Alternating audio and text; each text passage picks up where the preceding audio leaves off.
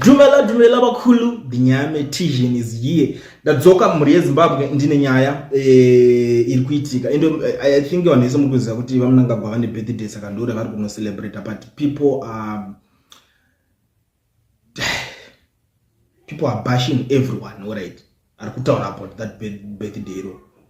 I don't know, kune vaenda ikoko zvavo vanogona kunge kuside kwavo zviri kutovafambira zvinhu zviri kutoita, because most of the times havazopotsa nemachikininga vanenge pane chikura inzi kunoka kuromosha inzi nhomba yenyama, inonzi nhomba yenyama, inzi munhu anenge ane nhomba yenyama, saka ukambopuwa kachikenini nhomba inomboita se inombotiza ndo nyaya dzinenge dzichiitika. But now nyaya iri panapa ndauya naWhitney Chivhayo ari kukongratulata vamunangagwa, asi pane vanhu zvavanotisa zvizhinji pakukongratulata kwaari kuita ipapo, because vanhu vari kutotaura kuti iwewe tunyengerere mamwe matenda plus mungaita sei, vamwe vari kuti munoba mese a lot zviri kutaurika panapa.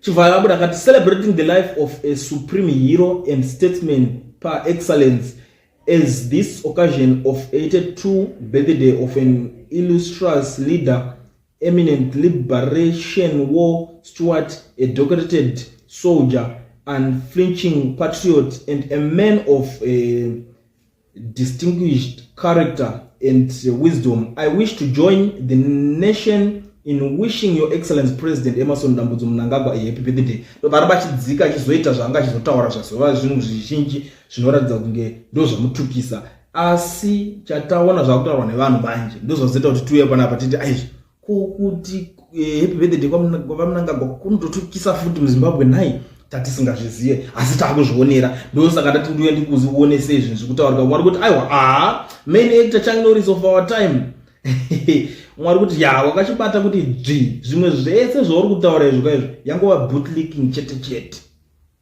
Uri kuona nyaya iri nyaya dzakubuda kanyaya dzedze vanhu vatachivhomora internet aimbofika yakanganwa.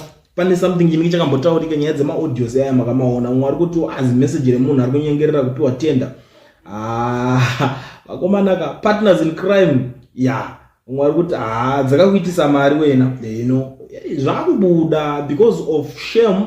You can't come and celebrate with others as you used to do. The big guys in ZANU-PF no longer love you, except the younger ones who still want you to buy them acquires.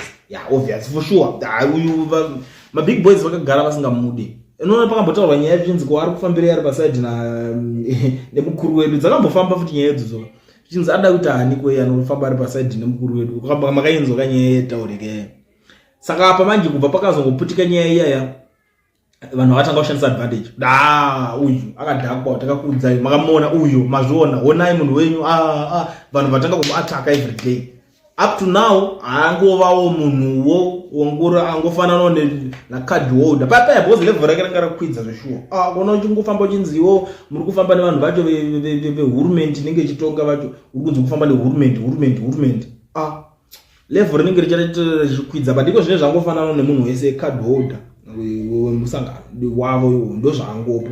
Mwari kuti papacho pamuchatadza kupraisa vanoita kuti munanzve muite madiro munyika ka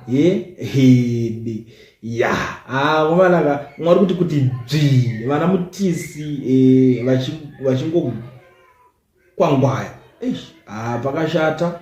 Only when your plate is full you have the energy to type but as for crying masses out there, we just say aluta, continue.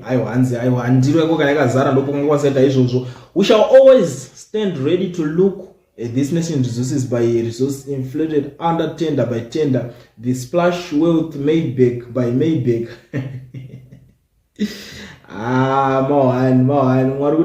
These are kind of connections I need in life. Makapinda. Pakaona Chivhayo chazvitangira hake vamwe vacho ndatozomira verenga pakaipa. Kune vari kuda kunyatsonzwisisa kuti zvinhu zvazoitika, vanhu vari kupopoterera kuti ukadarika nekuX yambonzi Twitter, unoenda pane account yaWhitney Chivhayo, unoona vanhu vachimushaudha ipapo, unoona vanhu vachitaura zvakasiyana ipapo, vamwe vari kusotesa, vamwe vari kuita sei. It's happening nemaZimbabweans. maZimbabweans vakatotadzirwa chihombe. maZimbabweans anotoni mahwani chacho. Anyway, ndangoti darike panapa ndikusiyire nyaya chikuzivisai. Kusaziva kuti muri kuiona sei. You tell me what you think in the comment section about zvese zviri kutaurika about birthday raMnangagwa riri kutukirwa che5.